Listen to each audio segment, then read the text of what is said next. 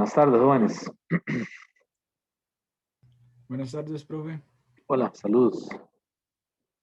Vamos a continuar con el capítulo de teoría cinética que habíamos empezado la semana pasada.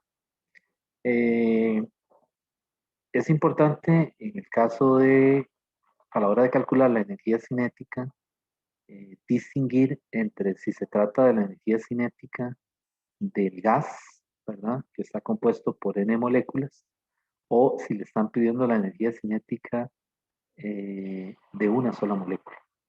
¿Okay? Entonces, ahí en el libro le dan esa ecuación que ustedes ven ahí arriba en la pizarra y le ponen estos subíndices, traslacional total, para referirse a que se trata de la energía cinética de todo el gas, o sea, todo el gas que está contenido en un recipiente, un contenedor dado.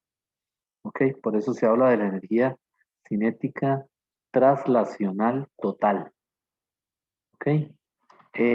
Observen que aquí está la n adelante. La n se refiere al número total de moléculas. Y lo que está en el paréntesis, en este primer término, es la energía cinética de una molécula. ¿De acuerdo? Que si a nosotros nos dijeran solamente la energía cinética por molécula o de una molécula, pues es un medio de m0, el promedio del cuadrado de la velocidad. Ojo que ese 2 está debajo de la barrita, ¿verdad? Esa sería la energía cinética por molécula. Y si lo fuéramos a calcular por aquí, habría que quitarle la m. Sería 3 medios de kBt. Y si lo fuéramos a calcular por aquí, sería 3 medios de RT. Entonces vean la diferencia, ¿verdad? Entre la energía cinética traslacional total, ¿verdad? De todo el conglomerado de moléculas. Y esta es la energía cinética de una molécula. Entonces vean que viendo las dos ecuaciones, pues la energía cinética traslacional total, pues simplemente es n por k de una molécula, ¿verdad? Ok, entonces, bueno, quería comentarles eso de esa ecuación. Y recuerden distinguir, ¿verdad? En el capítulo 18 se refieren a la masa total, ¿verdad? La masa de un gas, digamos, que está contenida en un recipiente. Por ejemplo, la masa de un gas, de un cilindro de estos de cocinar, la masa total. Y en este capítulo, en teoría cinética, se refieren, en el capítulo 21, 20, se refieren a la M0, que es la masa de una molécula. Entonces, en el capítulo 18 no usan esa notación, no le ponen total. Yo le puse total para recordar que, es decir, para no confundirla con esta M0, que es la masa, digamos, de una sola molécula. Bueno, otro resultado de la teoría cinética, denme un momentito, voy a traer el borrador.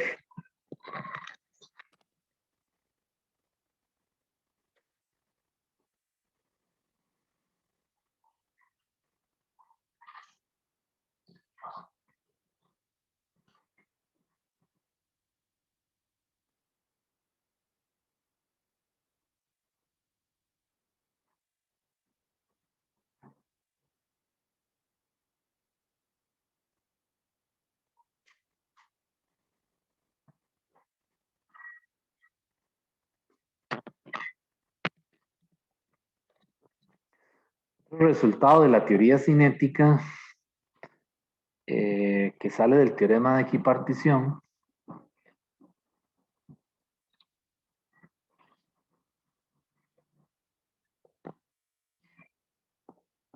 es este resultado. Es la velocidad o la rapidez media cuadrática. Rapidez media cuadrática. Es una fórmula y se abrevia así, VRMS. Es igual a la raíz cuadrada del promedio del cuadrado de la velocidad. Y esto es igual a 3kbt entre m0, que son 3, o es igual a la raíz de 3rt entre m mayúscula. Este es un resultado debido al teorema de equipartición. Estos subíndices que ustedes ven ahí es root mean square, ¿verdad? La rapidez media cuadrática. ¿Ok? Y está definida como la raíz cuadrada del promedio del cuadrado de la velocidad. Entonces, cuidado, aquí, cuidado cancelan el 2 con el índice de la raíz, porque sería incorrecto, ¿verdad? Porque esto es un solo término. Es decir, este cuadrado no lo puedo manipular algebraicamente para cancelarlo con el índice de la raíz. Yo podría decir que el promedio del cuadrado de la velocidad es la URMS al cuadrado. Eso sí lo puedo decir, eso está bien. Pero no puedo cancelar este cuadrado con este índice. ¿Por qué? Bueno, porque así está definida esa cantidad, ¿verdad? Ok, entonces esa RMS yo la puedo calcular como 3kbt entre M0 o 3RT entre M mayúscula. Esa M mayúscula se refiere a el peso molecular o la masa molar del gas en cuestión. Entonces, para poder calcular la URMS, pues me tienen que dar la temperatura, que tiene que estar en Kelvin, ¿verdad? La masa de una molécula en kilogramos, o aquí me tienen que dar la temperatura y el peso molecular del gas. En este caso, la masa molar del gas en cuestión, que podría ser oxígeno, hidrógeno, helio, etcétera, ¿verdad? Bueno, este es otro resultado que vamos a utilizar aquí.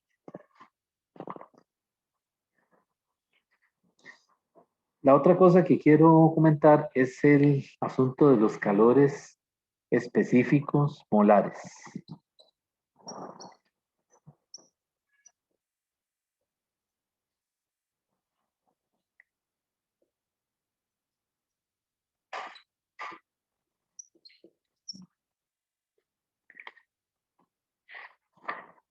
Calores específicos molares de un gas ideal. Ya vimos que la primera ley es la suma de Q más W, ¿verdad? Y el Q lo habíamos calculado, por ejemplo, debido a un cambio de temperatura, como MC por delta T, o lo habíamos calculado como un cambio de fase, M por L. Resulta que en gases ideales yo tengo dos posibilidades para calcular el calor específico molar. Una sería a presión constante. Entonces, si P es constante, el calor yo lo puedo calcular como NCP por delta T. Esa C que vemos ahí, esa C con ese subíndice P, se llama el calor específico molar a presión constante. ¿Okay? Y es característico de cada gas. O sea, cada gas tiene su propio calor específico a presión constante, o su capacidad calorífica también le dicen a presión constante.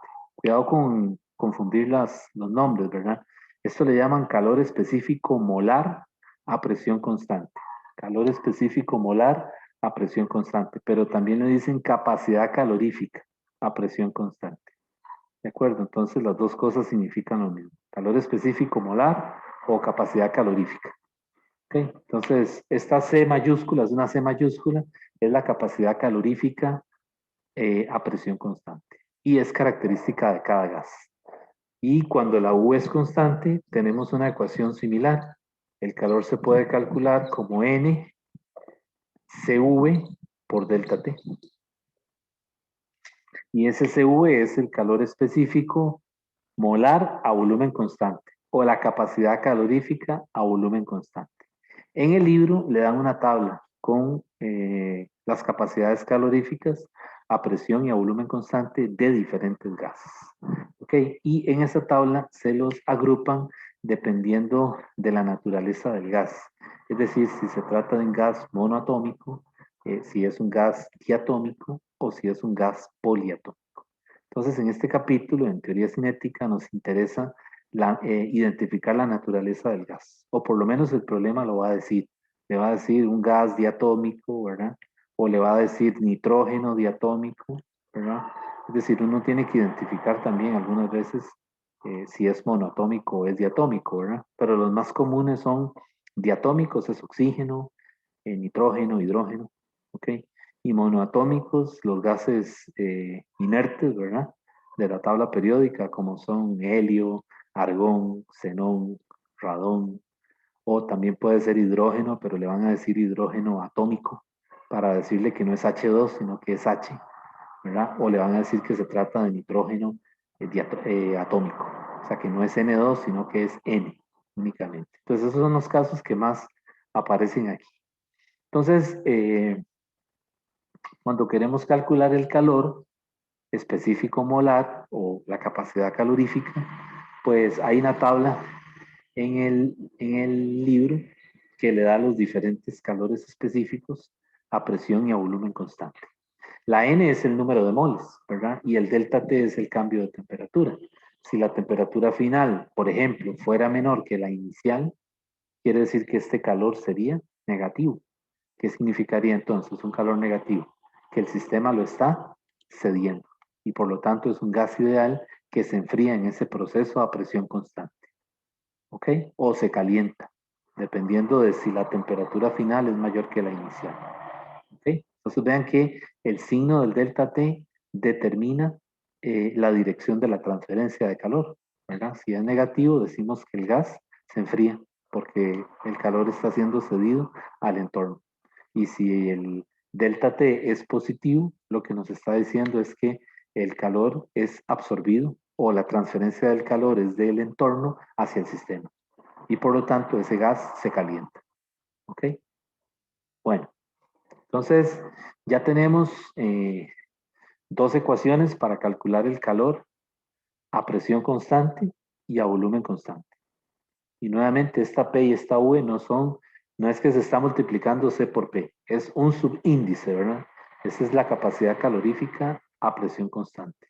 Y esta es la capacidad calorífica a volumen constante. Ya ahorita vamos a ampliar más cómo se pueden calcular esas capacidades. Pero por ahora, pues les voy a decir nada más esto, ¿verdad? Que son dos formas de calcular el Q. Uno a P constante y otro a V constante.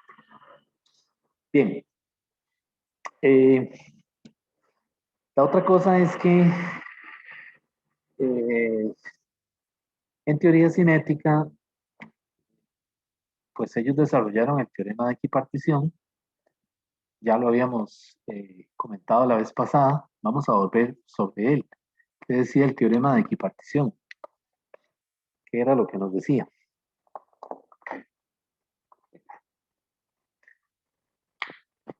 Teorema de equipartición.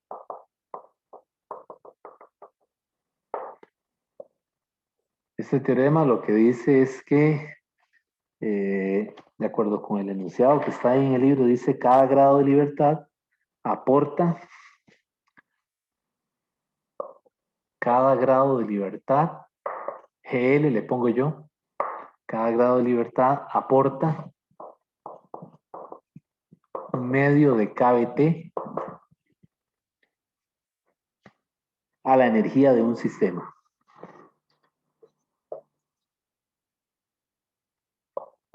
Básicamente ese es el enunciado, a la energía de un sistema. Entonces vamos a volverlo a retomar, porque ahora queremos, digamos, entender cómo se puede calcular la energía interna en este capítulo, en teoría cinética, ¿verdad? Entonces el teorema dice así, cada grado de libertad aporta un medio de kBT a la energía de un sistema. Y le continúa diciendo, donde los posibles grados de libertad son los asociados con traslación, rotación y la vibración de las moléculas. O sea que este grado de libertad puede deberse a traslación, rotación o vibración. ¿Ok? Vamos a explicar un poquito en qué consiste eso. Resulta que una molécula, sí, por ejemplo, el helio, ¿verdad? Vamos a dar el ejemplo del helio. El helio es monoatómico. Y al helio nosotros lo imaginamos como que si fuera una partícula. Como cuando ustedes en física general 1 estudiaron la cinemática, ¿verdad? Caída libre. ¿Qué le decían a uno? Se suelta una piedra. Es una partícula, ¿verdad? Que va cayendo verticalmente. O, por ejemplo, cuando estudiaron momento lineal o segunda ley de Newton, era una partícula que tenía masa m, que se movía a lo largo del eje X, por ejemplo. Bueno, resulta que ahora, en teoría cinética, la gente que trabajó con esto se imaginó que el gas estaba, por ejemplo, en una caja cúbica. ¿Okay? Una caja como una caja de cartón, ¿verdad? Y entonces a esa caja de cartón le pusieron un sistema de referencia X, Y, Z en un punto, ¿verdad? Es decir, imaginen una caja así. Yo no soy muy bueno dibujando, pero algo así, ¿verdad? Y entonces le ponen un sistema de referencia en una esquina.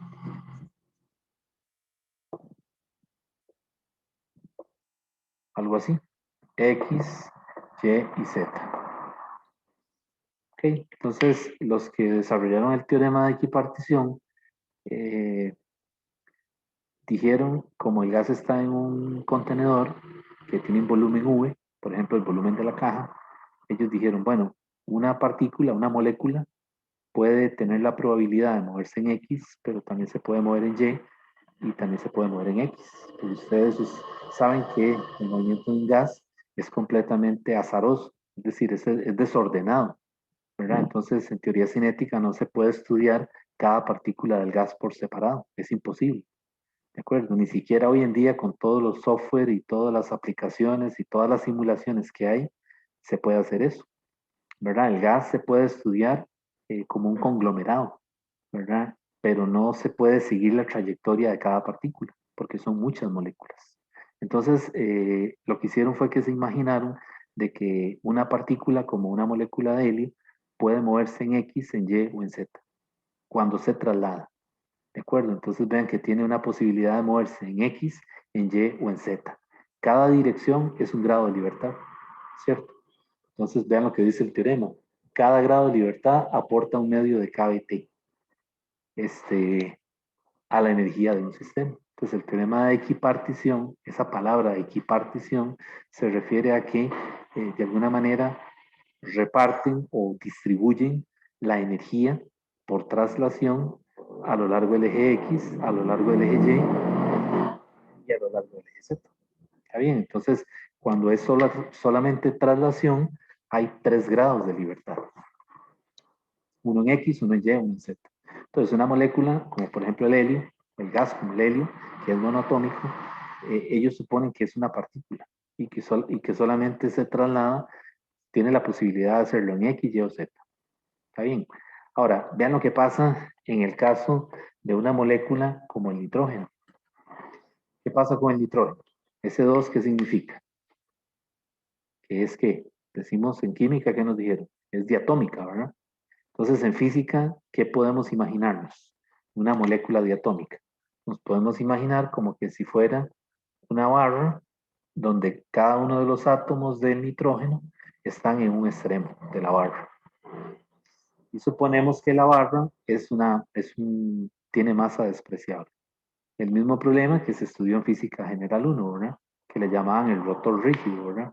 Es una barra con una masa en cada extremo y esa barra puede rotar con respecto a este plano y puede también rotar con respecto a su propio eje, digamos. Entonces, esa barra también se traslada en X, se traslada en Y y se traslada en Z. Y rota sobre su propio eje y rota con respecto a este plano. ¿Cuántos grados de libertad llevo ya? 5. 3 de traslación y 2 de rotación. ¿De acuerdo? Entonces, en el caso de una molécula como el nitrógeno, tuvieron que meter 5 grados de libertad. para estudiar o para, digamos, que la teoría cinética comenzara a tener, ¿cómo se dice?, que fuera consecuente o coherente con lo que se veía experimentalmente, ¿verdad? Acuérdense que esto no es que se vea bonito en el papel, sino que esté en completo acuerdo con lo que se ve en la parte experimental, ¿verdad? Está bien. Y cuando meten vibración, ellos imaginan, por ejemplo, una molécula de nitrógeno, otra vez la misma molécula de nitrógeno, un átomo, cada uno de los átomos en un extremo, y en el interior como que si fuera un resorte, que tiene una constante K, como el caso del movimiento armónico simple. ¿Se recuerdan ustedes del bloque pegado a un resorte que está haciendo una vibración, verdad?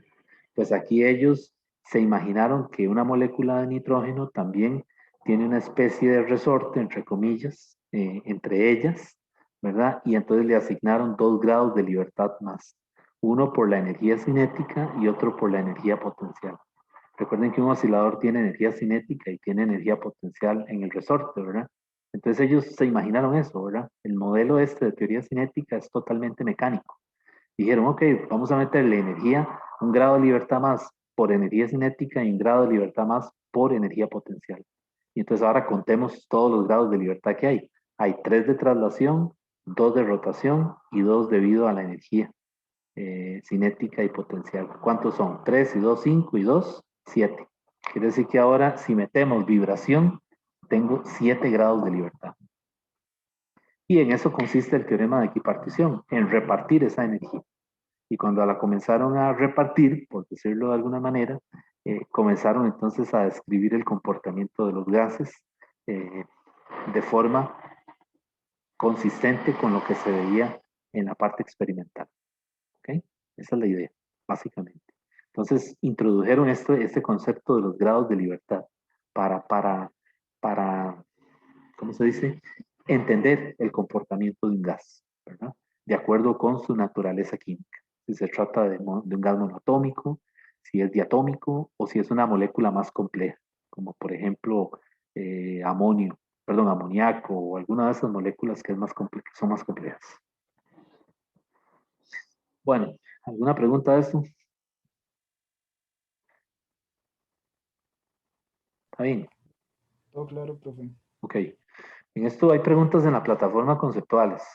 Por eso es que lo estoy enfatizando un poquito más, porque hay preguntas de esto acerca del teorema de equipartición. Así que lean lo que dice en el Serway y léanlo también si están estudiando algún otro libro, el Semansky o el Resnick, para que tengan otro punto de vista, ¿verdad? Es decir, consulten, no se queden solo con el libro de texto, sino que traten de consultarlo. Ahora que hay tanta cosa en Internet, ¿verdad? Te pone en Internet teorema de equipartición y les sale una cantidad gigantesca de cosas, ¿verdad? Entonces, pues traten de aclarar más ideas acerca de esto porque hay preguntas conceptuales en la plataforma. Bien, resulta que en teoría cinética, y esto el libro lo da sin ninguna demostración de ningún tipo, ¿verdad? Eh, en teoría cinética,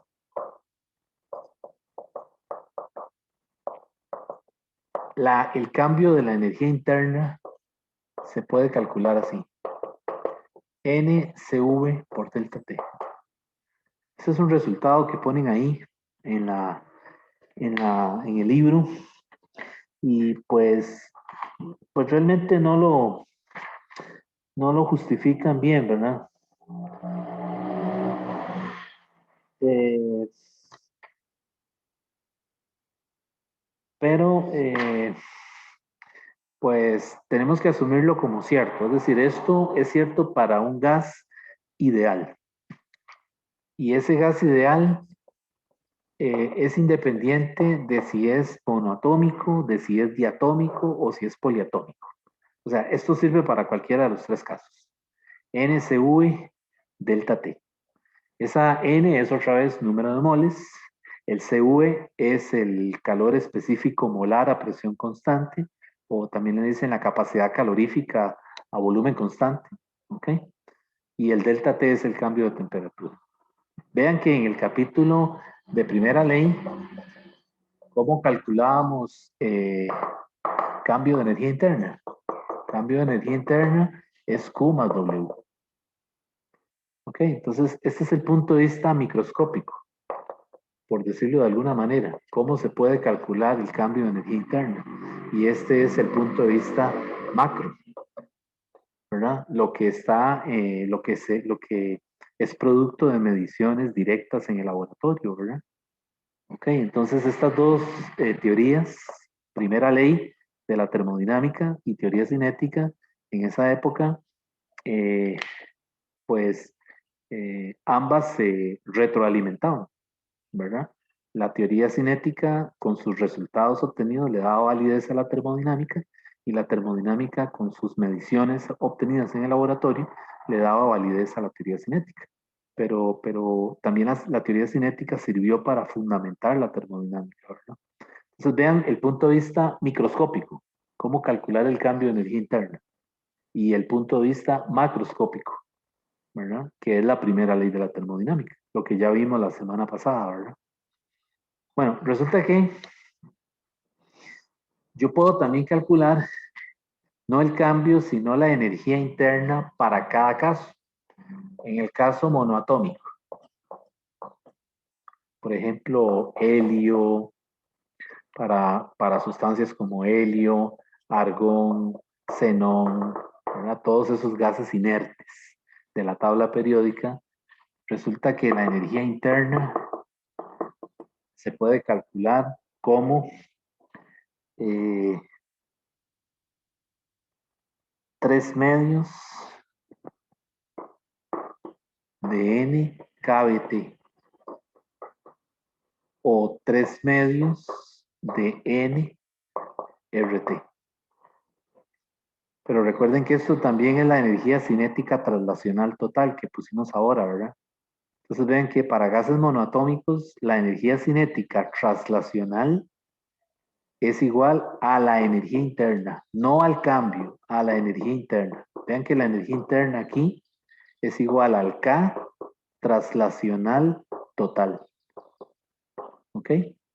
En el caso de gases monoatómicos, se cumple esto. Y vean que hay, ¿cuántos grados de libertad? 3. Porque al ser monoatómico nos imaginamos que se trata de una partícula. Una partícula solo se traslada en X, en Y o en Z. O sea, no hay rotación ni tampoco hay vibración. ¿De acuerdo?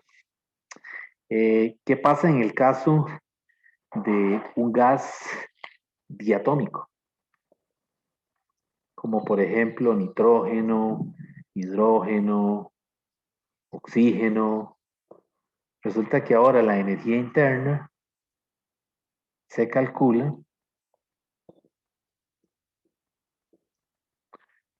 a través de la siguiente ecuación. La energía interna ahora es 5 medios de N KBT, o también 5 medios de N RT. Entonces vean que aquí ya hay ¿cuántos grados de libertad? 5. ¿De acuerdo? Entonces hay 3 de traslación y 2 de rotación. Entonces sería 5 medios de NKBT o 5 medios de NRT. Estos son iguales. ¿Ok? Y por último están, qué sé yo, moléculas más complejas. Por ejemplo, en el caso de poliatómicas, ¿verdad? Que entonces la energía interna es ahora 7 medios de N KBT o 7 medios de NRT. Bueno, la misma molécula de nitrógeno podría tener esta energía, ¿verdad? Es decir, podría también tomar en cuenta vibración. Ya vimos que uno se puede imaginar esto como que si fueran dos masas unidas por un resorte, ¿verdad? Entonces, desde aquí ya se podría incorporar esto, ¿verdad? Pero también hay moléculas más complejas, las poliatómicas, como por ejemplo CH4, que eso es metano, dióxido de carbono, dióxido de silicio, etcétera, ¿verdad? Entonces vean cómo van aumentando los grados de libertad. ¿Cuántos grados de libertad hay ahora aquí cuando incluimos vibración? Hay 7. Entonces vean el detalle, ¿verdad? De cuando se introduce ese número 7, se refiere específicamente a que se están incluyendo los efectos de la vibración. 7 medios de NKBT o 7 medios de NRT. ¿Ok? Entonces vean cómo va cambiando los grados de libertad. 3, 5, 7. Traslación, traslación más rotación, traslación más rotación más vibración. ¿Ok? Ahora, vean que la ecuación yo la estoy escribiendo sin el triangulito. ¿La ven? No tiene el triángulo que está aquí. Solamente es la energía interna. ¿Por qué solamente la energía interna? Porque la energía interna en un gas ideal dijimos la semana pasada que solamente es función de quién, de la temperatura. Y véanlo aquí. O sea, esta fórmula solo depende de quién, de la T. Esta fórmula solamente depende de la T. Y esta también. ¿Okay? Ahora, si yo le quiero aplicar el cambio, el triangulito, ¿verdad? En ambos lados, también lo puedo hacer. Entonces yo le podría calcular el cambio de la energía interna en un gas diatómico. ¿Cómo sería? Si lo hago aquí, sería cambio de la energía interna va a ser igual a 5 medios de NKBT, pero el T va a ser ahora delta T. Cuando yo le aplico el cambio a esta ecuación, el cambio se lo aplico a la E y se lo aplico a la T, porque el resto es una constante. ¿Está bien? Entonces vean ahora cómo se ve la fórmula si me pidieran el cambio de la energía interna. Serían 5 medios de NKBT, KB delta T. ¿Ok? Entonces por eso hay que tener cuidado en la plataforma cuando le hablan de un cambio de energía interna, ¿verdad? O que calcule la energía interna de un gas. Son cosas distintas, ¿verdad? Uno se refiere, es decir, esta es como la función que solamente depende de la temperatura.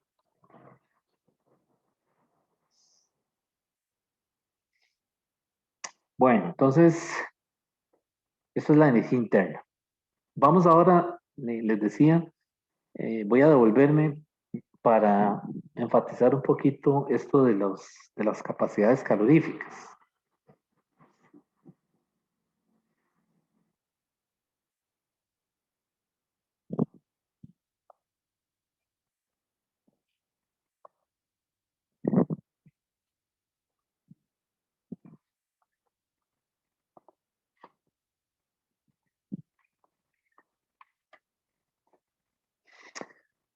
Bueno, resulta que en gases monoatómicos,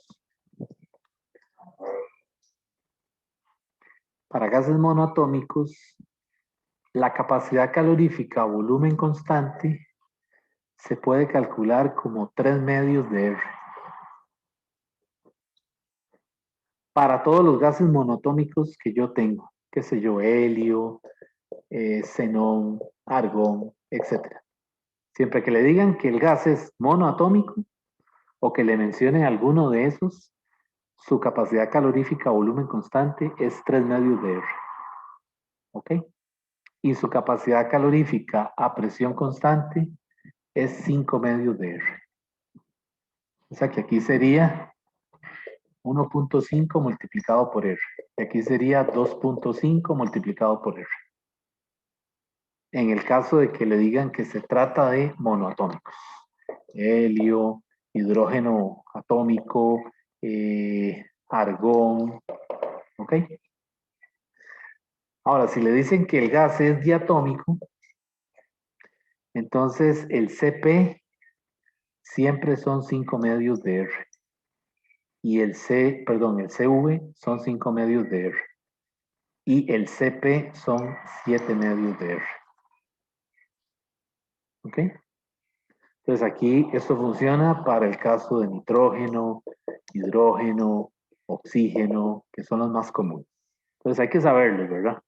Porque muchas veces solamente le dicen que el gas es monoatómico. Entonces uno tiene que saber O solamente no le dicen que es monoatómico, sino que le dicen, por ejemplo, un contenedor con helio o un contenedor con argón.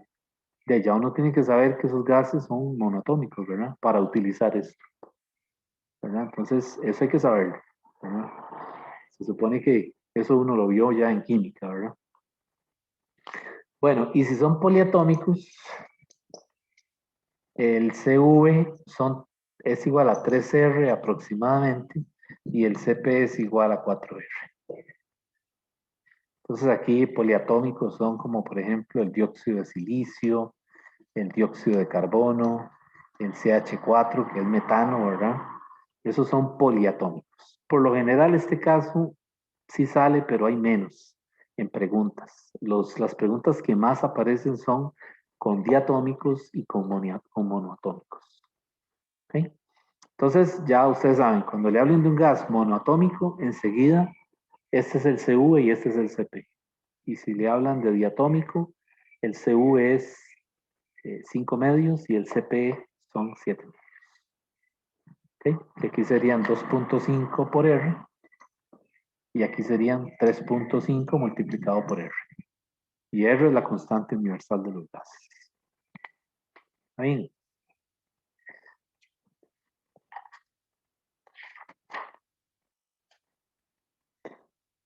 Bueno, entonces vamos a seguir.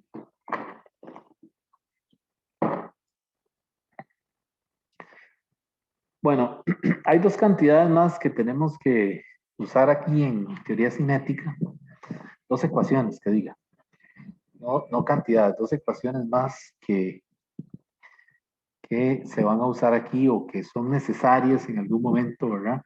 En los cálculos de algún problema. La primera ecuación es esta, que el libro no le llama así, pero se llama la ecuación de Mayer. Ese es el nombre. Esa ecuación lo que dice es que CP menos CV siempre es R.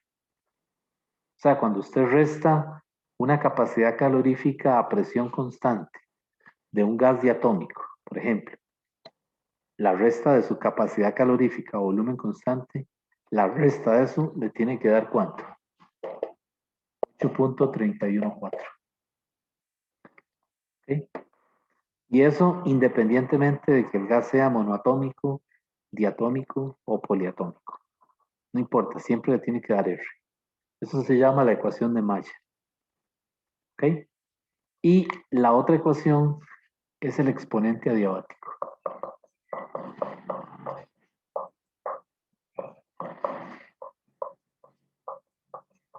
El exponente adiabático. Para el exponente adiabático se usa la letra griega gamma. Y gamma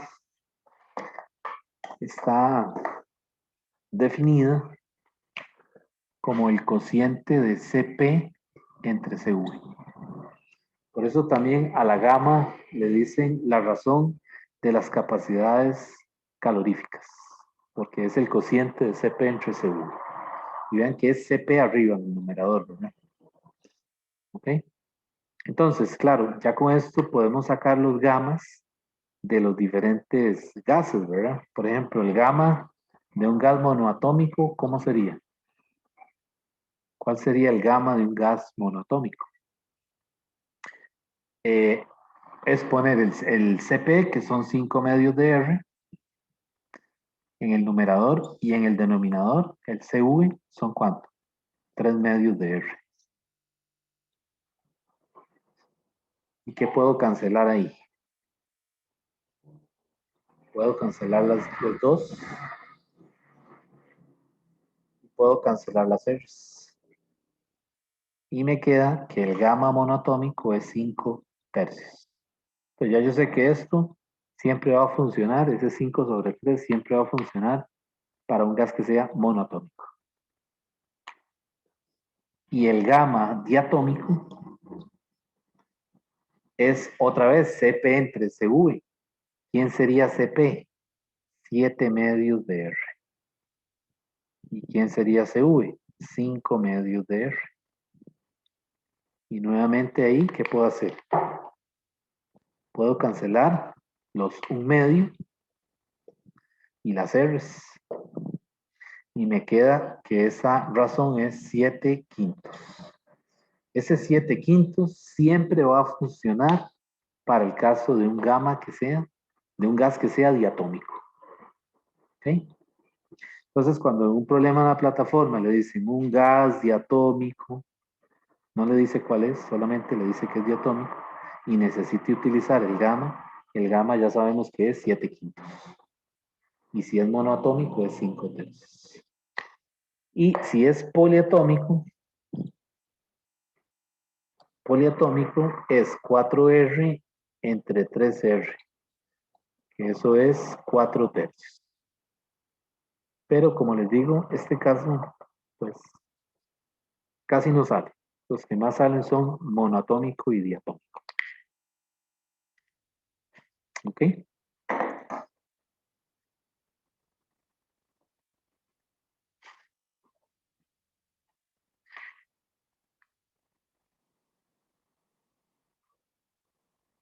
Entonces, para el caso monoatómico, por ejemplo, el CV, ¿qué sería? El CV es 3/2 de R, ¿ah? Entonces, por ejemplo, un gas monoatómico sería multiplicar 1.5 por 8.314 Joule entre mol Kelvin. Entonces, el CV de un gas monoatómico siempre va a ser 1.5 por 8.31. 4, que eso es aproximadamente 12.5 joules entre mol Kelvin. ¿Ok? Y igual para el CP de un gas monoatómico, para el CV de un gas diatómico, y así sucesivamente. Entonces vean que esos valores son valores que ya son, ¿cómo se llama? Constantes. Una vez que usted conoce o sabe la naturaleza del gas. Por eso algunas veces en las preguntas de la plataforma le hablan de helio gaseoso. Le están diciendo que es monoatómico. O una molécula de nitrógeno. Le están diciendo que es diatómico.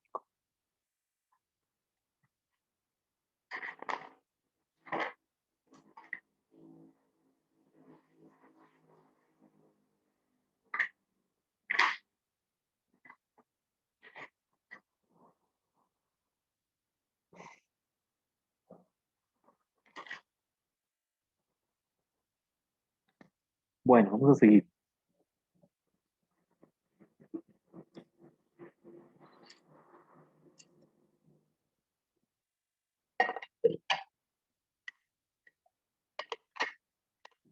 Bueno, vamos a ver ahora eh, algo que nos había quedado incompleto desde la semana pasada, que era el proceso adiabático. ¿Se recuerdan que vimos algunos procesos, ¿verdad? El proceso isotérmico, el proceso isobárico, ¿verdad? ¿Cuál otro vimos? El isocórico, el proceso cíclico, el proceso adiabático, ¿verdad? Y habíamos dicho que el proceso adiabático nos faltaba calcular eh, el trabajo. Y también nos faltan unas ecuaciones que tenemos ahí pendientes, que no hemos todavía escrito. Entonces, vamos a volver sobre el proceso adiabático en un gas ideal.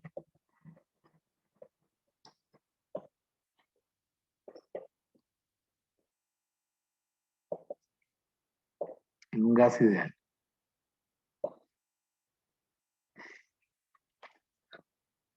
Bueno, resulta que en un diagrama PV,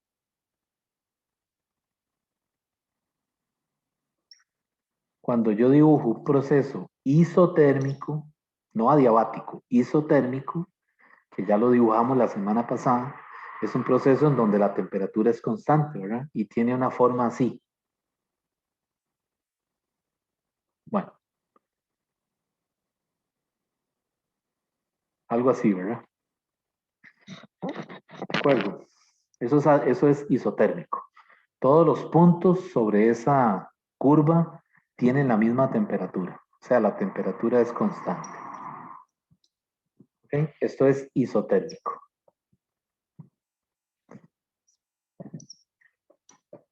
Resulta que si yo quiero dibujar en el mismo diagrama un proceso adiabático, el proceso adiabático tiene la característica de que es más empinado, es decir, la función decae más rápido. Entonces, un proceso adiabático siempre tiene esta forma.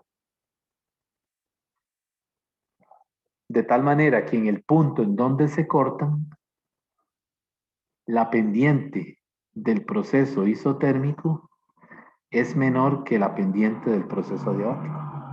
La recta tangente, ¿verdad? A ese punto en cuestión, las pendientes son menores. Entonces, la pendiente del isotérmico siempre es menor que la pendiente del adiabático. Y eso algunas veces ayuda porque le dan en un mismo diagrama los dos procesos, el isotérmico y el adiabático. Entonces uno tiene que saber que el isotérmico es menos empinado que el adiabático. O sea, ambas son curvas decrecientes, pero en el caso del adiabático, la recta tangente a ese punto tiene mayor pendiente que la pendiente de la recta tangente en el proceso isotérmico. ¿Ok? De acuerdo. Entonces, en el proceso adiabático aparecen unas ecuaciones muy parecidas a las del gas ideal. En el proceso adiabático, en el proceso isotérmico, en el isotérmico,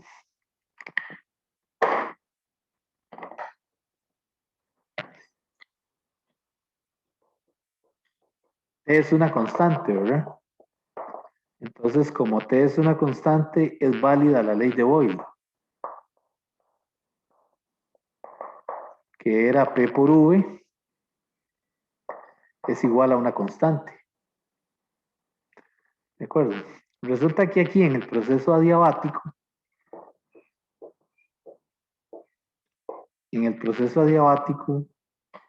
esta ecuación se modifica poniéndole el exponente gamma a la V. P por V a la gamma es igual a una K. Vean que ambas ecuaciones son iguales, prácticamente. Lo único es que el exponente del proceso isotérmico vale ¿cuánto? 1. Y el exponente del proceso adiabático vale ¿cuánto? Gamma. Entonces aquí, si quisiéramos verlo por exponentes, el gamma en el proceso adiabático vale 1. ¿Ok? Y en el caso del proceso adiabático, el gamma no sabemos cuánto vale, pero sabemos que es mayor que 1.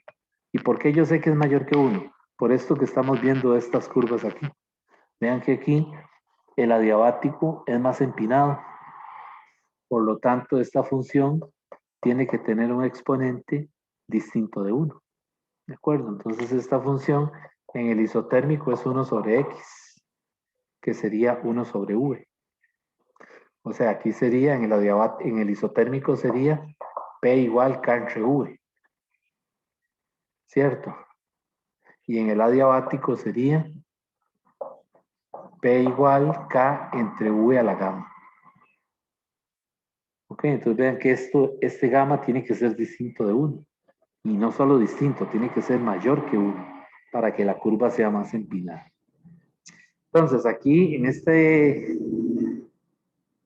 esta sección, las ecuaciones que vamos a utilizar para el proceso adiabático son las siguientes. P inicial por V inicial a la gamma es igual a P final por V final a la gamma, que es esta ecuación, ¿verdad? Y la otra es esta, temperatura inicial por volumen inicial a la gamma menos 1 es igual a temperatura final por volumen final a la gamma menos 1. Vean que esos exponentes solamente pertenecen a V, ¿verdad? Es decir, aquí el V es lo único que está elevado a la gamma, el V inicial, ¿verdad? Y el V final es lo único que está elevado a la gamma, ¿verdad? Igual aquí, ¿verdad? Entonces, ¿cuándo utilizo yo estas dos ecuaciones? Que las podemos numerar, la 1 y la 2. cuando nos dicen que se trata de un proceso adiabático. Y conociendo la naturaleza del gas, si es monoatómico o si es diatómico, así escojo yo el valor de gamma, porque vean que hay 3 valores de gamma, ¿verdad? Entonces yo puedo utilizar estas ecuaciones, ya sea con el gas monoatómico, si nos dicen que se trata de un gas monoatómico, o con el gas o con el gamma de un gas diatómico, si nos dicen que por ejemplo es hidrógeno o que se trata de oxígeno. ¿Ok? Bueno, esa es una cosa. La otra cosa es que de la semana pasada recordarán que nos quedamos, es decir, que no pudimos calcular el trabajo del proceso adiabático, ¿verdad? Bueno, ahora aquí ya lo podemos calcular porque vean que por ahí dijimos que el cambio de la energía interna es igual a NCV por delta T, ¿verdad? Y esto funciona, dijimos, para cualquier gas ideal, ya sea monoatómico, o diatómico o poliatómico. Pues resulta que por primera ley, en un proceso adiabático, ¿qué pasa con el calor? ¿Vale cuánto? Cero, ¿verdad? Porque en un proceso adiabático no hay transferencia de calor. Entonces el Q es cero. Más W quiere decir que de esta igualdad ya podemos calcular el trabajo en un proceso adiabático. ¿Cuál sería el trabajo? Es el cambio de la energía interna, que sería igual a NCV por delta T. ¿Ok? Ya ahí tenemos una fórmula para calcular trabajo adiabático. ¿Es la única? No, no es la única. Hay otra más que el libro se la da en la parte de problemas.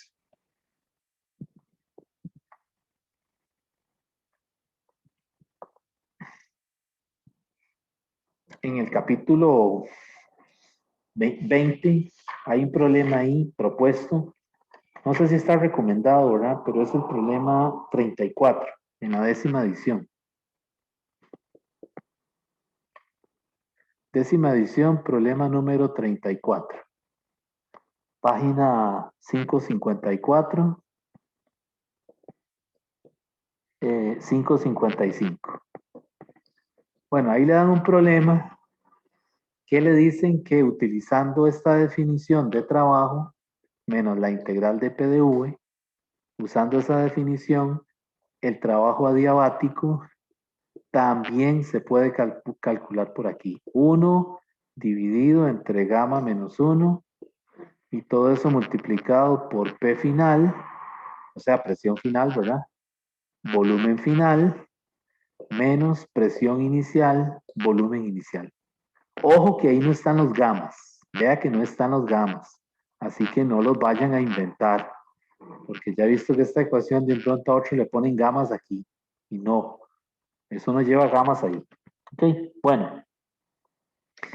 Resulta que en el libro le dice que llegue ahí. Que demuestre esa ecuación. Donde el gamma es el gamma correspondiente para un gas monoatómico o diatómico. Y esta es la otra forma de calcular trabajo adiabático. Se los cuento porque algunas veces en la plataforma ponen una pregunta, ¿verdad? En donde le dan el gamma y le dan los datos para que usted use esta ecuación. Pero el libro no se la da en el texto, sino que lo pone a que la deduzca en un problema al final del capítulo. Entonces, para efectos de preguntas de la plataforma, lo que usted necesita es saber usar la fórmula. Entonces, la fórmula que necesita aquí es estas dos. El trabajo adiabático lo calculo por aquí, NCV por delta T, ¿verdad? Donde el CV es la capacidad calorífica correspondiente, ¿verdad? De un gas monoatómico o diatómico, lo que le digan, ¿verdad? O sea que aquí pueden ser 3 medios de R o pueden ser 5 medios de R. Esa es una forma de calcularlo. La otra es por aquí, conociendo el exponente adiabático y conociendo estas 4 variables, ¿verdad? Presión final, volumen final, presión inicial, volumen inicial. Quizás ustedes se están preguntando, el profe se brincó el menos, porque no se ve por aquí. No, ya está metido ahí. O sea, cuando se hace esa integral, que no la voy a hacer aquí, ¿verdad? Ese menos lo metieron aquí. O sea, realmente esto era 1 menos gamma. Y cuando usted mete el menos, le queda gamma menos 1. Entonces, si quiere, hacen la demostración para, es decir, hacen el problema para que vean de dónde sale, pero en última instancia, lo que necesitamos es usarlo para un problema en donde le den datos concretos, ¿verdad? Bueno, ¿alguna pregunta? Está bien. No, profe.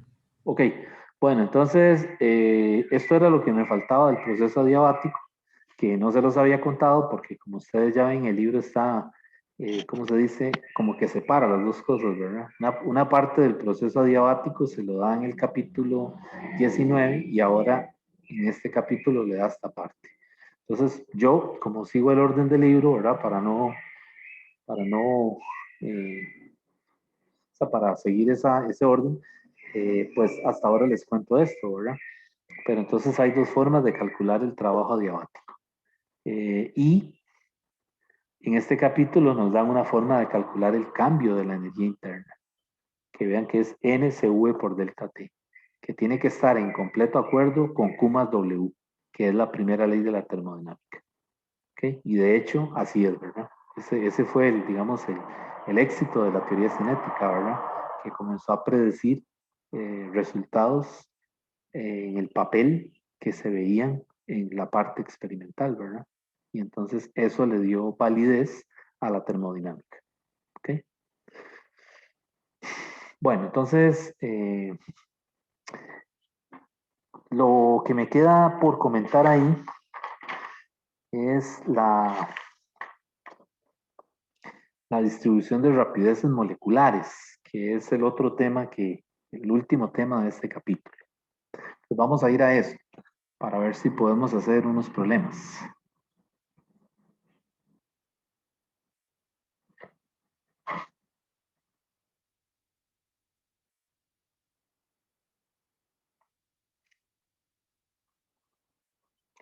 Esta es la sección 25 y es la última sección del capítulo 20 de la 10ª edición, que se llama la distribución de rapideces moleculares.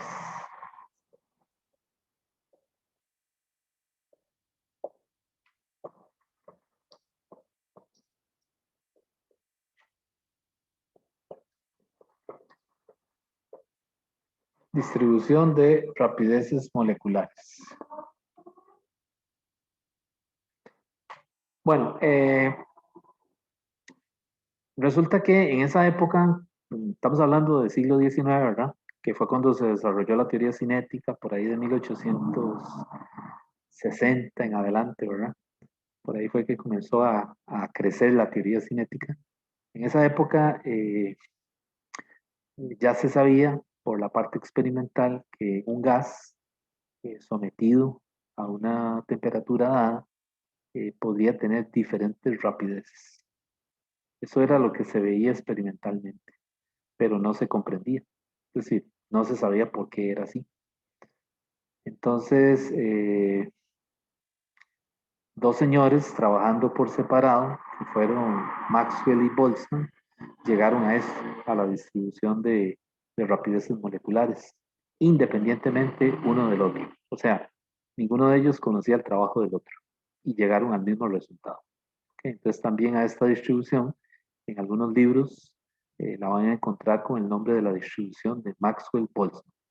Y Boltzmann es el mismo de la constante de Boltzmann, ¿verdad? El KB. Ok, básicamente, ¿en qué consiste la distribución? Para decirlo de una forma sencilla. Bueno, la distribución es una especie de campana gaussiana, similares a las que ustedes han estudiado en cálculo, ¿verdad? Donde se muestran las tres posibles velocidades a las ¿cómo se dice? Que puede tener un gas para una misma temperatura. ¿Ok? Entonces, básicamente es una gráfica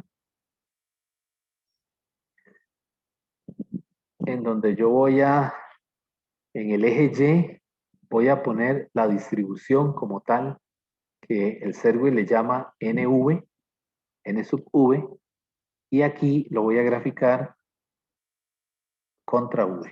Entonces esa V está en metros sobre segundo y esta NV tiene unidades inversas, segundo sobre metro.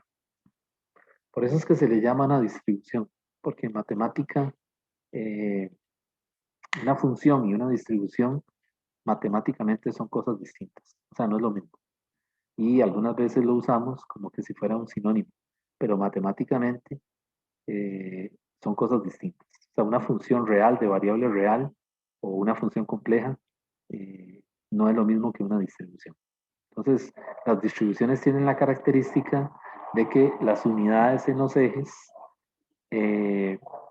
cuando se multiplican, son adimensionales. Vean que estos son segundos sobre metro y estos son metros sobre segundo.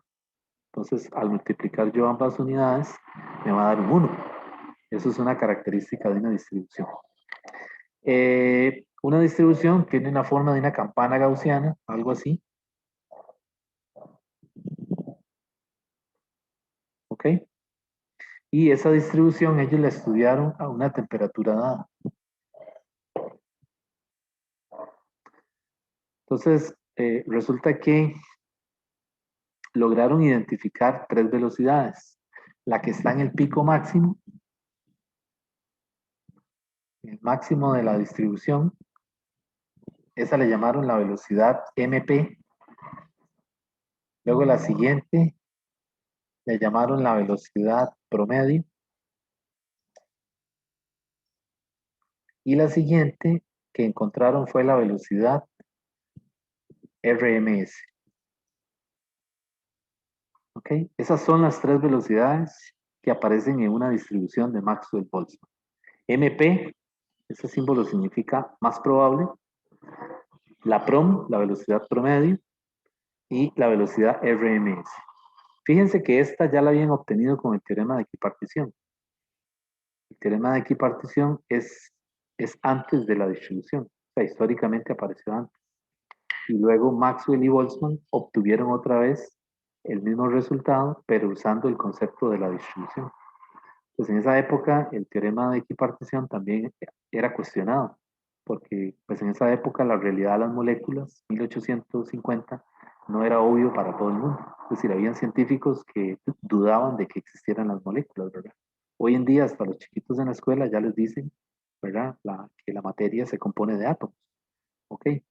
En esa época no, en esa época no todo el mundo aceptaba eso como una realidad. Entonces el teorema de equipartición fue criticado, ¿verdad? Puesto en duda, ¿verdad? Hasta que aparece la distribución de Maxwell-Boltzmann y efectivamente ellos obtienen el mismo resultado que se había obtenido con el teorema de equipartición. ¿Okay? Entonces, imagínense cómo esto se fue complementando, ¿verdad?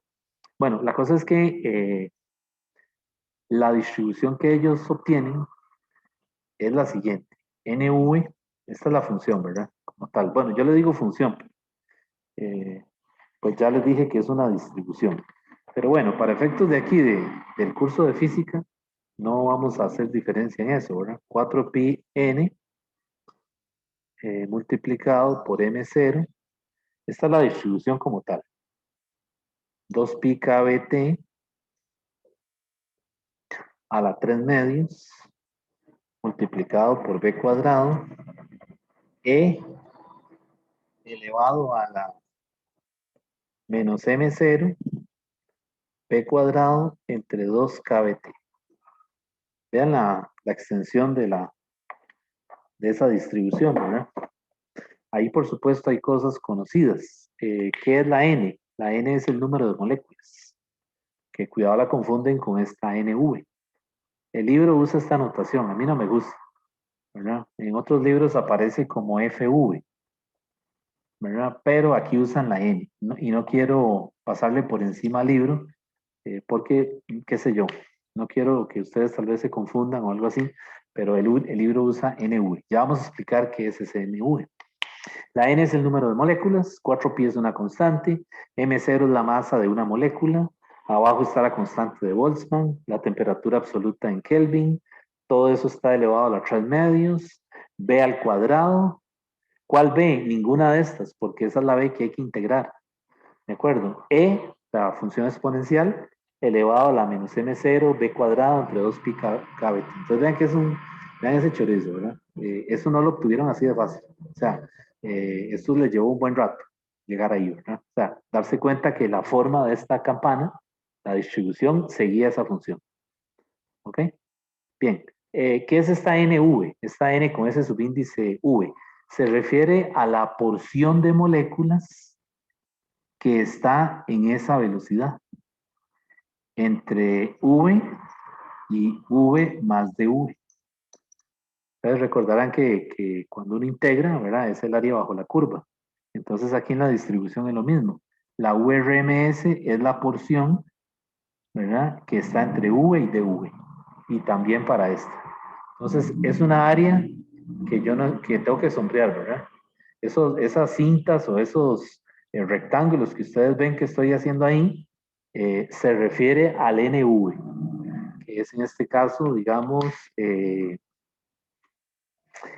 número de partículas, digamos, en un gas con una velocidad entre V y V más dV.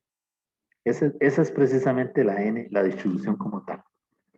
Entonces, matemáticamente son esos rectángulos o esas columnas que yo dibujé para abajo, ¿verdad? El NV asociado a la velocidad más probable, el NV asociado a la velocidad promedio y así sucesivamente. ¿De acuerdo? Bueno, resulta que eh, eh, ellos para calcular la velocidad promedio, la V-prom, esta, la que está en el centro, hicieron esta integral. Integral de 0 a V, digo de 0 a infinito, de V por NV de V. Y cuando hacen esa integral, eso les da la raíz de 8 RT entre pi abajo multiplicado por M0. Y de ahí yo puedo sacar el 8 entre el pi y hacer esa operación por la raíz de RT entre M0. Aquí sería, aquí es KBT, perdón. Aquí es KBT. Aquí es KBT entre M0. Y ese 8 entre pi, si quieren lo pueden hacer ahí en la calculadora, para que se cercioren, esa 8, raíz de 8 entre pi, eso es 1.6, raíz de KBT entre M0. Y ahí está la primera velocidad, la velocidad promedio. ¿Cómo salió? Haciendo la integral impropia, multiplicando ese V por el V que está aquí. ¿Ven que ese V está al cuadrado? ¿Cómo quedaría eso ahí? Cuando yo meta ese V y lo multiplique por ese V, ¿qué me queda? V a la 3, ¿verdad? Y ver que es constante de ahí, sacar para afuera y hacer esa integral. Eso aquí en el curso no se lo van a preguntar a usted. O sea, eso no hay que saber cómo integrar. Digo, sería bueno que lo puedan hacer, pero para efectos de pregunta en la plataforma, lo que hay que saber es usar este resultado. ¿Ok? ¿Cómo calcularon la velocidad RMS? Pues para la RMS, lo que hicieron fue esta integral.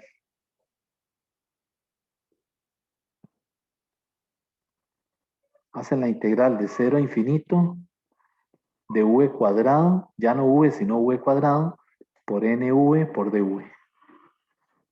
Y esto recuerden que era v al cuadrado, ¿verdad? Esto es vrms cuadrado. Y de este lado de esa integral les queda esto, 3 kbt entre m0. Y de ahí sale la otra fórmula. RMS es 1.73, sacan la raíz de 3, raíz de kbt entre M0. Y ahí están esta y esta.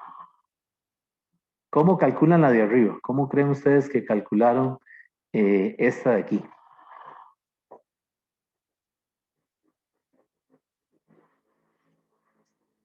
Lo que hacen es que derivan la distribución. en lugar de integrarla, la derivan, porque vean que este es un máximo, ¿verdad? Entonces hacen la derivada de NV con respecto a V y lo igualan a 0. Y derivando eso, obtienen la tercera velocidad. La tercera velocidad es la V más probable, que es raíz de 2kBt entre M0. Y si yo saco ese 2 de ahí, la raíz es 1,41 por kBt entre M0. Y ahí tengo las tres velocidades.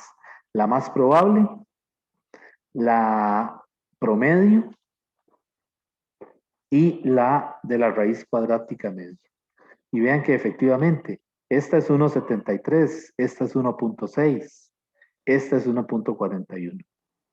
¿De acuerdo? Entonces esta aquí es 1,41.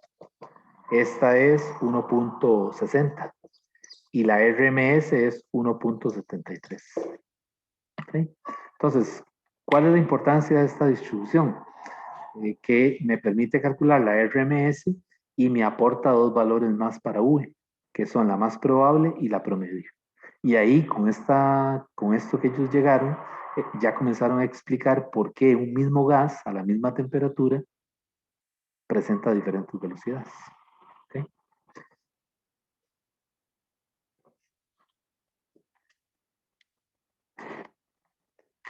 Bueno, eso era lo que faltaba de ver ahí del capítulo de teoría cinética. Vamos a pasar a hacer unos problemitas. Comenzar a hacer unos problemitas y cualquier cosa continuamos también el jueves. Bueno, ¿hay alguna pregunta de esto de la distribución? ¿Está claro?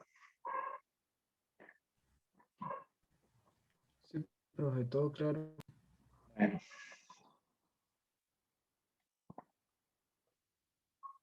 Ok, entonces vamos a hacer algunos problemas tipo los que aparecen en la plataforma, que por ahí he sacado algunos. Por ejemplo, este caso.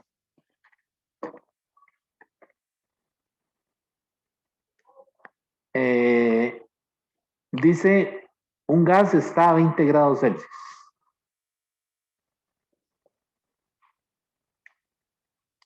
¿Ok? Y le dice que a qué temperatura debe elevarse para duplicar la rapidez cuadrática media. O sea, a qué temperatura tiene que elevarse T2 para que su rapidez cuadrática media se duplique o se vea duplicada. Esa es la típica pregunta de la plataforma.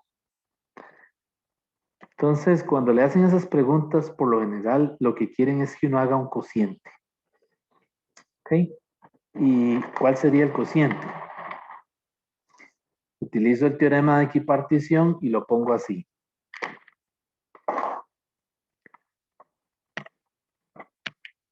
Pongo así, un medio de M0, 2VRMS al cuadrado, es igual a ¿quién?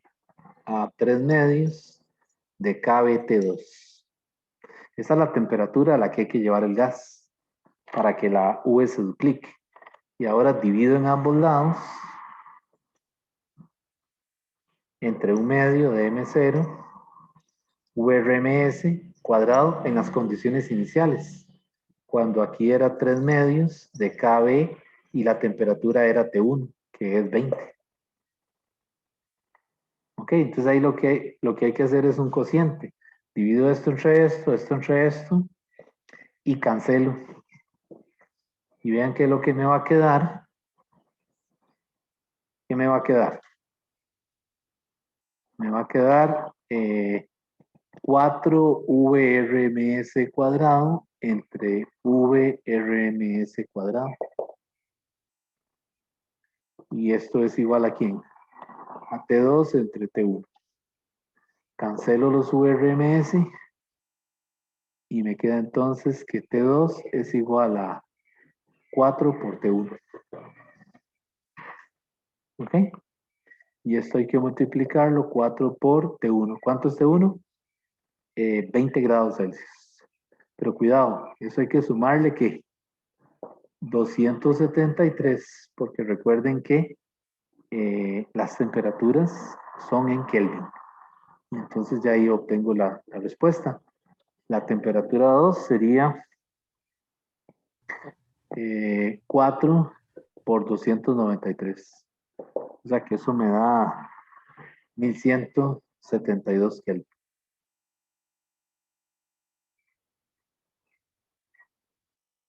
Y la respuesta aparecía en Celsius. Dentro de las opciones había una respuesta, bueno, todas estaban en Celsius, creo. Pero entonces volver a pasar esto a Celsius, ¿verdad? O sea, restarle 273. O sea que me quedaba, la respuesta es 899 Celsius. Y ahí está la opción.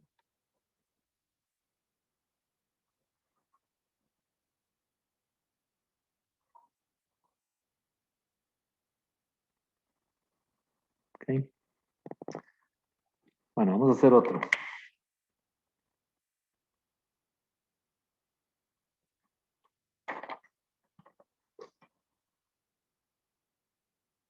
Este caso que voy a hacer ahora también es una pregunta por ahí que he visto en la plataforma.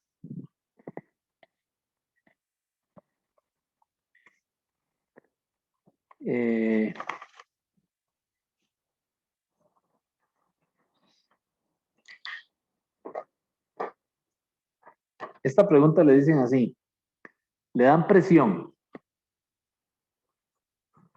es dado, la presión del gas, en pascales, por ejemplo, y le dan densidad del gas, también es dado, son conocidos. Pero vea lo que le preguntan ahora, le dice calcule la URMS. De la URMS, la única forma que yo tengo de calcularla es raíz de 3kBT entre M0 o raíz de 3RT entre masa molar. Entonces, ¿qué puedo hacer ahí?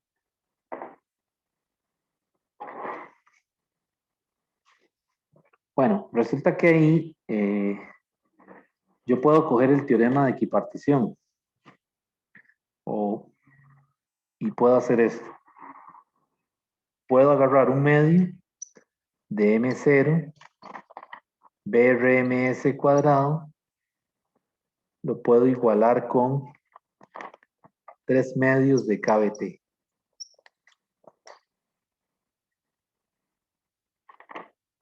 ¿Okay? Y lo que voy a hacer es que cancelo los medios.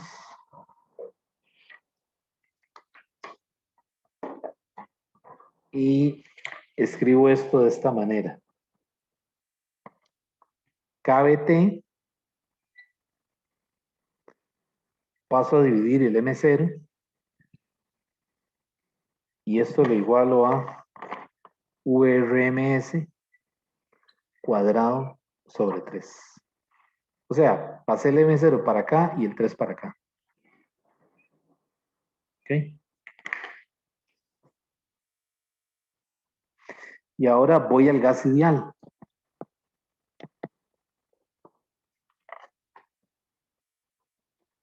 Vean el gas ideal. El gas ideal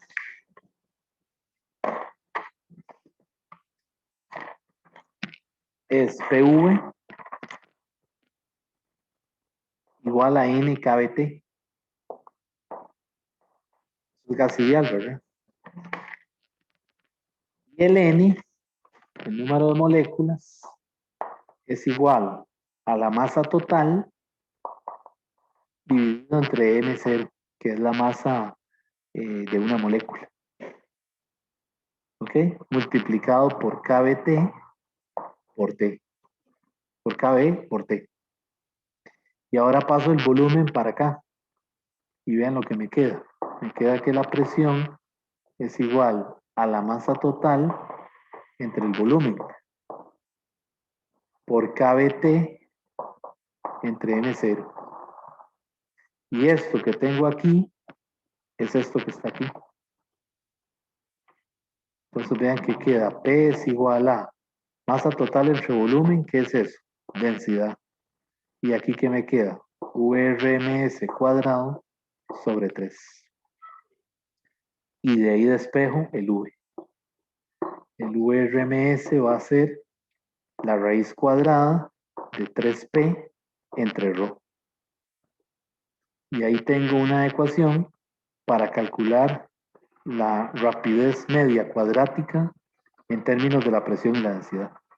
Claro, cuando a usted le salga este problema, ya no tiene que hacer esto, ¿verdad? Porque ya usted sabe que la ecuación es esta.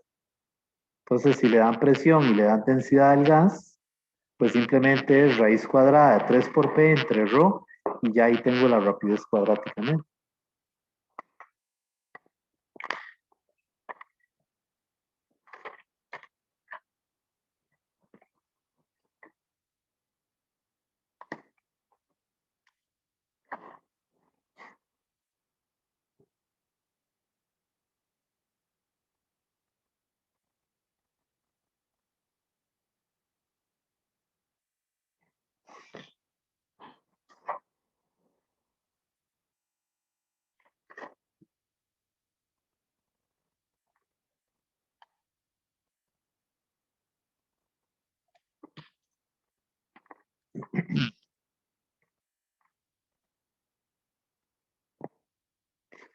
Bueno, vamos a hacer otro.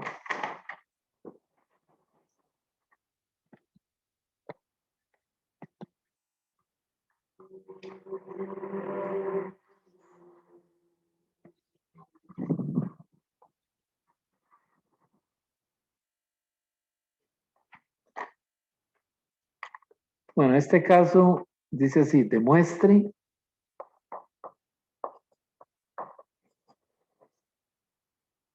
que para una mezcla de dos gases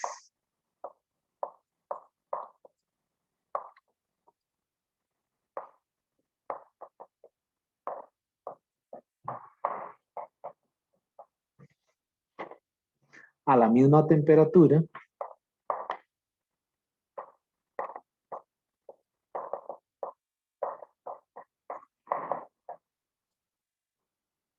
la razón de sus velocidades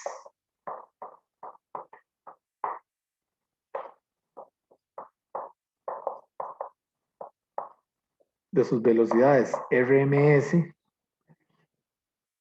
es igual a la razón inversa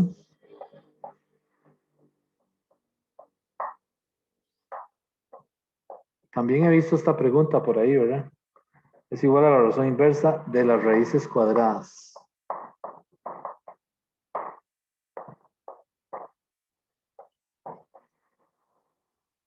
de sus masas moleculares.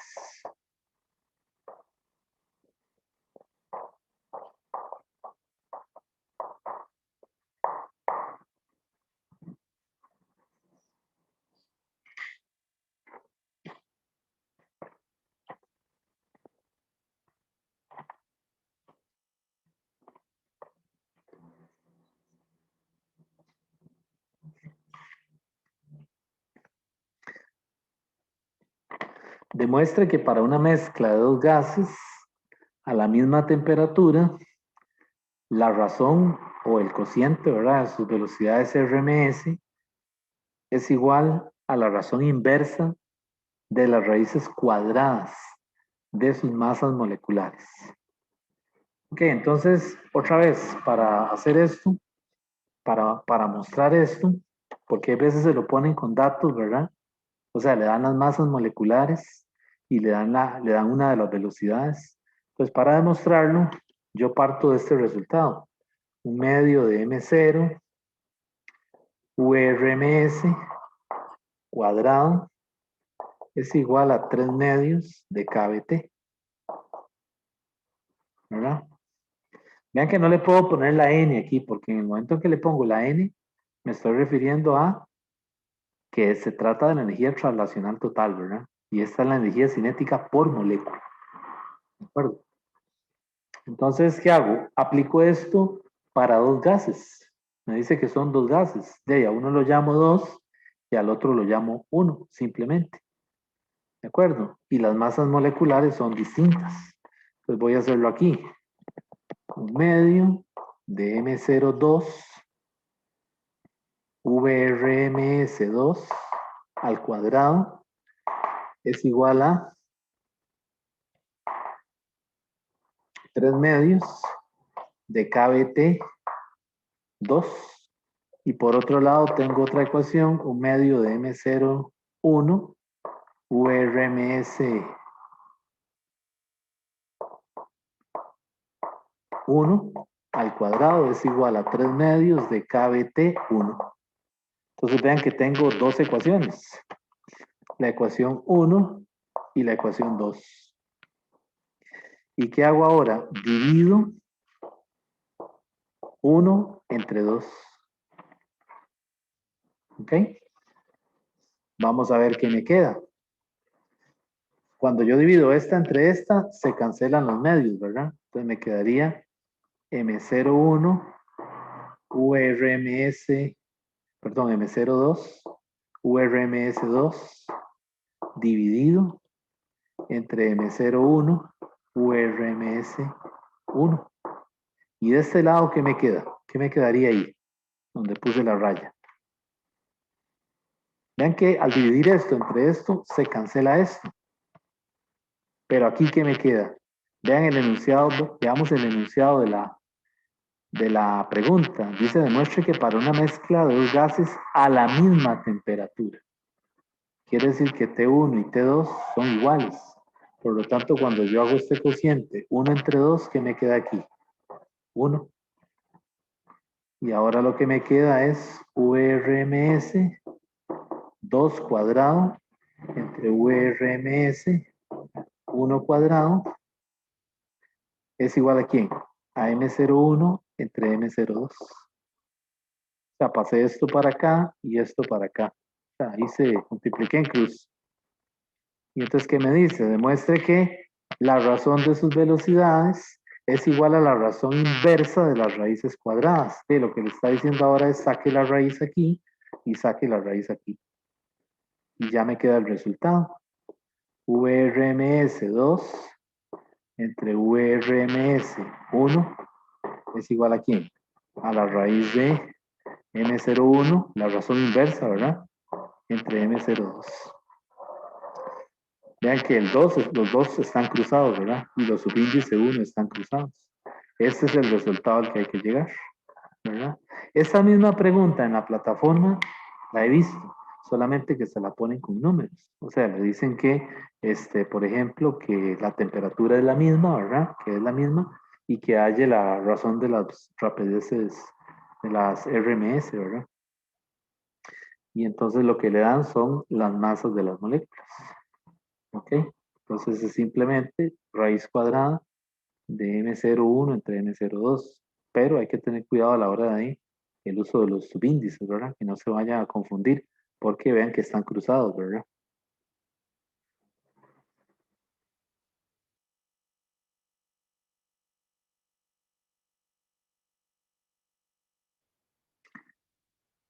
Bueno, jóvenes, entonces voy a quedar aquí. Eh, ya este es el capítulo de teoría cinética, ya está cubierto, ¿verdad? Quizás hace falta hacer un poquito de problemas del proceso adiabático, ¿verdad? Y de los calores a presión y volumen constante. Pero todo esto se va a volver a usar en el capítulo que viene, en el de la segunda ley, que lo vamos a empezar el jueves. Entonces el jueves vamos a retomar algunos problemas de teoría cinética y continuamos con la segunda ley de la termodinámica. ¿Está bien? Bueno, jóvenes, entonces quedaríamos aquí. Hasta luego. Profe, Dígame, yo tenía una pregunta. dígame. ¿Usted ya terminó de revisar todas las apelaciones del quiz pasado? Sí, ¿por qué? Es que yo le envié una, pero no sé si le habrá llegado. Precisamente hoy contesté 4 que tenía atrasadas.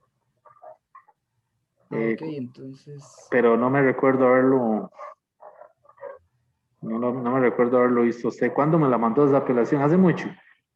la semana después del quiz, Mm, Omar López, se llama usted. ajá, Deme un momentito. Vuelvo en un minuto. está bien. No se desconecte.